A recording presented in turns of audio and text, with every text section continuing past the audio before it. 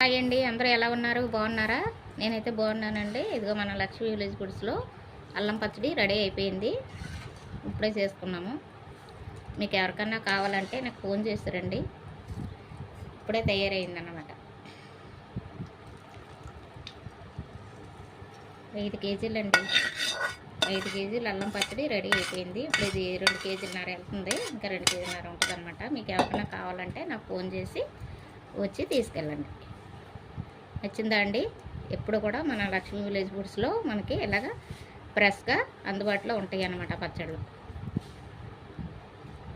మనమైతే నిలవ పెట్టుకొని ఉంచుకోం కదా, తెలిసిందే మీకు. సారిసారిగా ఎప్పుడు చెప్పినా అదే మాట. సరేనా అండి?